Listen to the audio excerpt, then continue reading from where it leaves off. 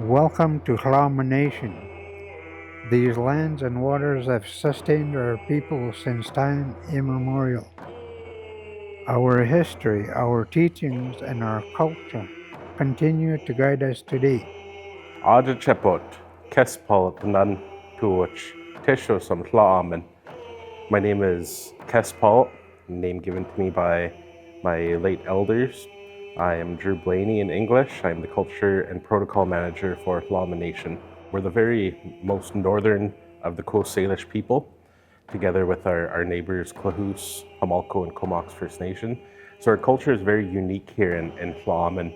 And I say that because we are a Coast Salish people, but not all of our teachings and customs align strictly with Coast Salish culture.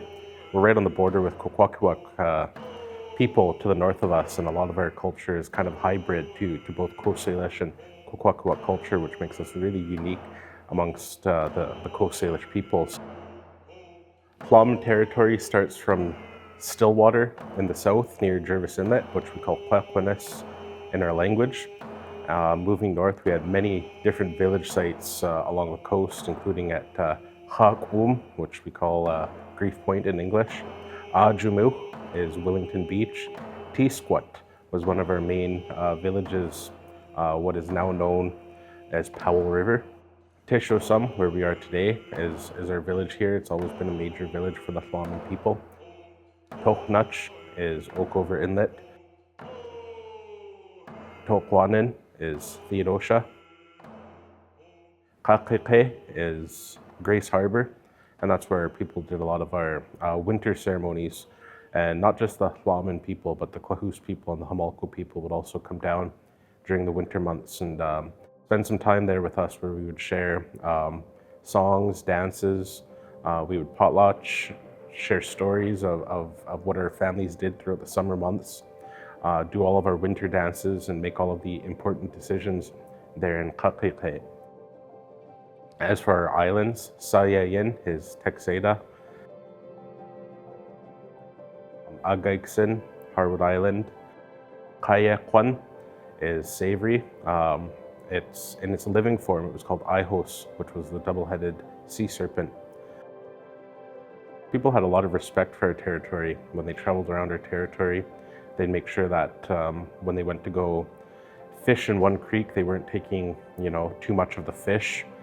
Or when they went to a berry picking place, they would not take too many berries. Or a clam beach, they'd make sure that they wouldn't take, all of the clams. They'd leave some for the next family that would be coming in. So when we think about respect for our lands and our territory, our people have been doing that for tens of thousands of years here in our territory, having respect for the land, for what it provides for us, and always making sure that when you come in, you're not taking from the land, but you're also giving back to the land and making sure that it's sustained for tens of thousands of years into the future.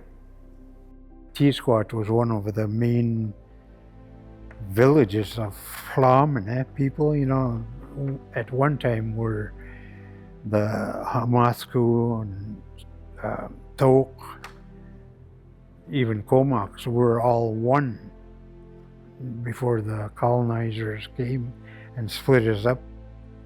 I was raised in a residential era, and I've never been taught the traditional stories. When somebody tells a story, I'm there to listen, try to say it in my own way, As in the residential era, you weren't taught that. You were just taught to pray, really, They just tried to beat the native out of us children, keep us away from our grandparents, Everything we do is tied to the land. Stewardship is not just a job. It is a responsibility passed down from our ancestors.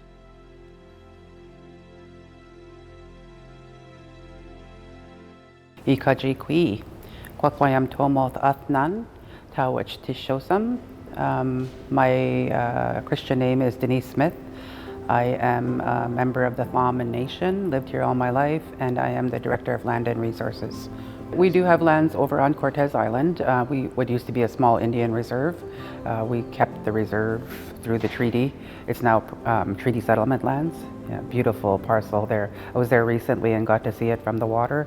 So I spend a lot of my time educating other people about what they're doing and how we feel about that, you know. And fish in the ocean is for everybody's benefit. Fish in the rivers is for everybody's benefit. Clean beaches, we all benefit from. That's important for other people to remember, right? That we're not doing this just for ourselves. We're not the only ones that eat the fish. We're not the only ones that hunt the deer and the elk or need clean air or need clean water. That's for everybody's benefit. And culturally, we need to teach our kids so that they, like your kids, my grandkids, will be teaching other people the same thing, right? It's who we are. You can't just say you're Kaimuk and not be Kaimuk. You know, that's a being. It's not a label. So I think it's important for, if you feel passionately about it, you feel strongly about it, you want it to be there in the future, then you need to come on board and help with that and work with us. Yeah, I think everybody wants the right thing. I think everybody wants that for our future. And I think the work has never been harder to keep our resources clean and healthy. You look at this building, you look at our cultural revival, the language revival, our kids doing immersion programs, going home and talking to their parents, and they're more fluent than their parents now these days. That's such a big shift from residential school and Catholic school times, right? That our people are proud to be who they are. Teachings from our elders kept us strong. The land keeps us strong. Charlie Bob used to say, don't step over the roots. If you step over the roots, that means it's going to start bending after you get it home, you know, which is sort of true when you look at them, because it's getting so hard to find roots right now. To us, the cedar tree is a very strong, I would say, medicine too. Yeah, because you utilize everything of its branches, the roots from the ground up, you know. Yeah, like I said, Charlie Bob was my teacher on that, and he'd offer tobacco before he started. And you're offering because you're taking away something that, you know, it's their clothing that you're utilizing. Whatever you get off a tree, you have to try to utilize it. Like I was saying before, that you only took what you needed. Our language carries our worldview. When we speak it, we connect it to who we've always been. Ajichabut Kusan Atnan has Tla'amin Tua from Tla'amin Nation. In BC alone, there's over 36 indigenous languages, and Ayajutham belongs to us. Ayajutham is ours. It's our unique fingerprint in the world. This is one of the only places that Ayajutham comes from. So if the language dies here, there's not a country for us to go back to learn. You know, we think that we've been here for over 10,000 years and the language is gonna die in our generation. Like, that's heartbreaking. Ajechwit is how you say how are you to one person. Ajechepot is how you address a room full of people or a group of people. How are you all? Imot konanape, it's good to see you. It is our responsibility, and it is a token of respect to learn a few phrases, a few words in the country of whom you're working with and who you're coexisting with. Learning the language is definitely not just for my people.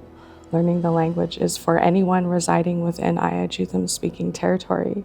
And I want everyone to know what I'm saying. And I want to have all of my daily interactions be in the language.